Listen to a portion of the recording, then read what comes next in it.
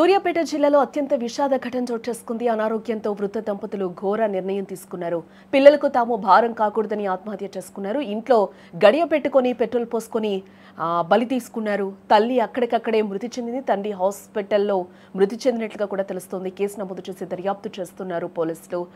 Breaking news చూసే ముందు ఒక బిగ్ అప్డేట్ అయితే చూద్దాం. హైదరాబాద్ మొత్తంలో ఉన్న బెస్ట్ ప్రాపర్టీస్ అన్నింటినీ ఒకే వేదికపైకి తీసుకొస్తోంది సుమన్ టీవీ. అక్టోబర్ 18, 19వ తేదీన హెచ్ఎస్సిసి నోవాటలో జరిగే సుమన్ టీవీ ప్రాపర్టీ ఎక్స్పోలో best flats, villas, open plots, Deepavali offers and discounts తో అందుబాటులో ఉంటాయి. మీరు విజిట్ చేసి ప్రతి గంటకి ఒక గోల్డ్ కాయిన్ గెలుచుకునే ఛాన్స్ కూడా ఉంది. ఫ్యామిలీతో రండి, మీ డ్రీమ్ ప్రాపర్టీని సొంతం చేసుకోండి. ఇక బ్రేకింగ్ చూద్దాం. అమ్మా నాన్న అంటే అంతులేని ప్రేమ, అనురాగం. తమ పిల్లల కోసం జీవితాన్ని త్యాగం చేసే గొప్ప మనసు వారిదే. కంటికి రెప్పలా కాపాడి కష్టపడి పెంచి ప్రయోజకుల్ని చేస్తారు. తమ కష్టాన్ని, కన్నీళ్లని కూడా చూపించరు. అలాంటి తల్లిదండ్రులు ఒక దశలో తామే తమ బిడ్డలకు భారం అవుతున్నామని భావించారు. తమ అనారోగ్యం కారణంగా పిల్లలు ఇబ్బంది పడుతున్నారని బాధపడ్డారు. ఆ భారాన్ని తమ బిడ్డలకు ఇవ్వకూడదని విషాద నిర్ణయాన్ని తీసుకున్నారు.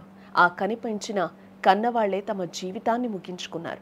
సూర్యాపేట జిల్లాలో జరిగిన ఈ హృదయ విదారకర ఘటన కన్నీళ్లు పెట్టిస్తోంది అక్కడున్న వారందరినీ కూడా. కనిపించిన తల్లిదండ్రుల విషాద నిర్ణయం సూర్యాపేట జిల్లాలో జరిగింది. తమ పిల్లలకు భారం కాకూడదన్న ఒక ఉద్దేశంతో వృద్ధ దంపతులు తమ జీవితాన్ని ముగించుకోవడం అందరినీ కూడా కలిచివేస్తూ ఉంది.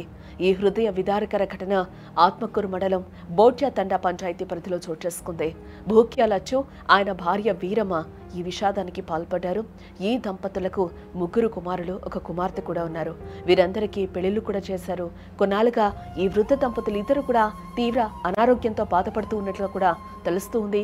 తమ ఆరోగ్యం బాగలేక పిల్లల జీవితాలు కూడా ఇబ్బంది పడకూడదని ఈ వృద్ధ జంట ఒక తీవ్రమైన నిర్ణయాన్ని అయితే తీసుకున్నారు. ఆదివారం రాత్రి సమయంలో ఇంట్లో ఎవరు లేని టైం చూసి లోపల గడియ పెట్టుకుని ఒంటిపై పెట్రోల్ పోసుకుని నిప్పంటించుకున్నారు. ఈ ప్రయత్నంలో అగ్నికీలలకు వీరమ్మ అక్కడికక్కడే మృతి చెందింది. ఇంతలో శబ్దం విని చుట్టుపక్కల వాళ్ళు అక్కడికి చేరుకుని కాలిన గాయాలతో ఉన్న లచ్చును హుటాహుటిన సూర్యాపేట ప్రభుత్వ ఆసుపత్రికి అయితే తరలించడం జరిగింది. అక్కడున్న స్థానికులందరూ కూడా అక్కడ చికిత్స పొందుతూ కూడా లచ్చు కన్నుమూసినట్లుగా కూడా తెలుస్తోంది. మృతుల కుమారుడు భూక్యా మోహన్ ఈ ఘటనపై పోలీసులకు ఫిర్యాదు చేయడం జరిగింది. ఈ మేరకు పోలీసులు కేసు నమోదు చేసుకుని దర్యాప్తు చేస్తూ ఉన్నారు. నాన్నలకు దసరాకు కూడా పిలిచిన, అయితే రాలే.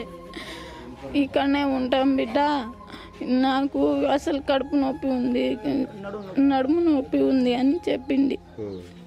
నడుము నొప్పి నాకు చేత కావట్లే అని చెప్పింది మా అమ్మ. మా నాన్న అయితే నాకు తలకాయ తిరుగుతుంది బిడ్డ, నేను రాను, నాకు అసలు చేత కావట్లే. ఒక్కొక్కసారి మా నాన్నకు తలకాయ తిరుగుతుంది, షుగర్ బీపీ వల్ల అట్లా అయిపోయి మెంటల్ చేస్తాడు. మా అమ్మకు రోజు బాధలే,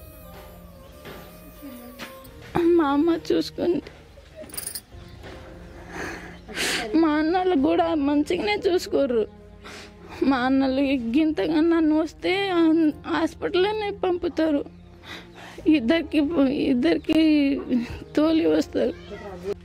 రాత్రి నైట్ 10:30 ఆ టైంలోకి జరిగింది సార్. అది జరిగినప్పుడు మేమైతే మా బాబాయ్ కొడుకు వచ్చి మాకు లేపిండు.